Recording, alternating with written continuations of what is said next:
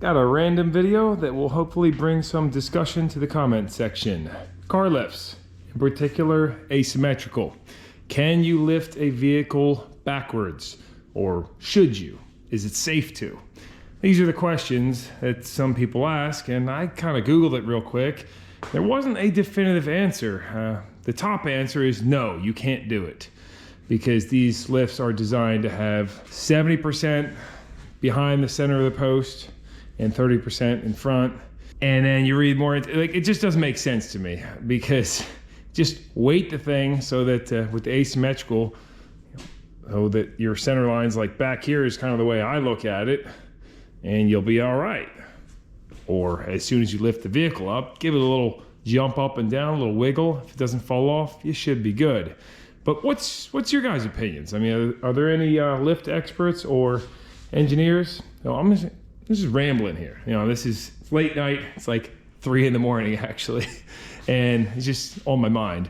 I will say this rotary 10K lift asymmetrical, I kind of regret it. I'd rather have a symmetrical. I'm just used to working on those over the years, and I went with a rotary because the work I used to work at the shop, I saw people lift vehicles that shouldn't be on. They were barely getting picked up, off center, rocking back and forth. I saw all sorts of unsafe conditions on rotary lifts, and I never saw any damage occur to one. So I was like, all right, well, they're great. I trust them. This here Tundra probably weighs, with all the stuff I have inside of it and in the bed, probably in the 6K range. If I remember right, last time I had it on the scale. I think the winch on the front, it's got a lot of extra weight, but I'm gonna go ahead and lift it right now. So we'll just, you know, put this to rest.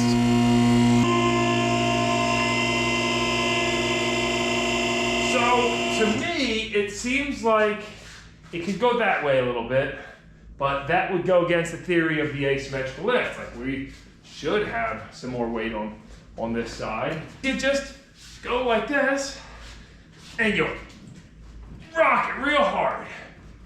And look, it's not coming off. So I trust that. That's what I used to do over at the shop. If I put a big van on there that was weighted with Lord knows how many tools, I would just put it up a few feet, rock the heck out of it. Didn't fall off. I was like, all right, I'm good. But let's go all the way up with it and do the same thing. Because of course that changes the dynamics a little bit here. And I'm not going easy on this. Like, I'm giving it some actual good motion here, guys. You see the whole lift rocking back and forth?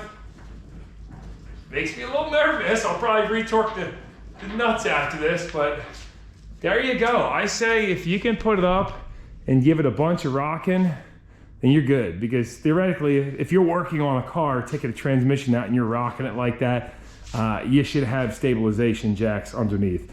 It's not designed for that. So I actually do plan to get some of those. You could use these, but they sell special purpose-built tri-stands that I think would be a good safe investment because, yeah, so can you put them on backwards? Absolutely. Do they recommend it? No. Is it safe? I think so. But you guys let me know down in the comments. If I've been watching the marketplace, if I see like a sweet Mohawk 10K or Mohawk 12K symmetrical, I might upgrade this in the future. But for now, this 10K is fine.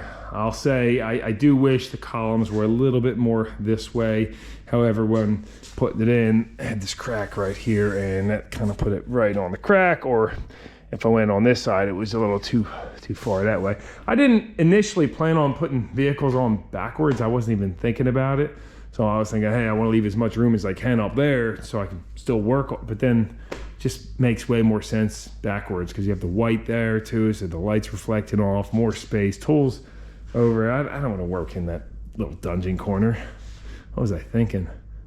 Anyway, that's my thoughts on if you can put a vehicle on backwards. It's a pretty heavy Tundra too. It's got a lot of gear in it, a lot of stuff. You know what would be a really cool video is seeing a torture test on one of these. Like, say Whistling Diesel went and bought one and or bought 10 different lifts from different companies and saw which one could really take a beating. Like, who knows, maybe this can lift 20,000 pounds and not break.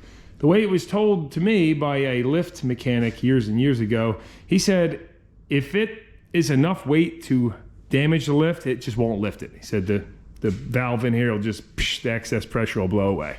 So I don't know if that's true or not. If you guys know, let me know. And any feedback, drop it down below. Appreciate it. Just kind of open for a discussion video. Some guys are probably gonna jump on there and say, oh, what are you doing? You can't lift it like that. This truck's fine, but would I feel comfortable lifting, say, a 10,000 pound truck on here backwards? I don't know. But if you're lifting like a Civic or something, or it's way below the threshold of what this can take.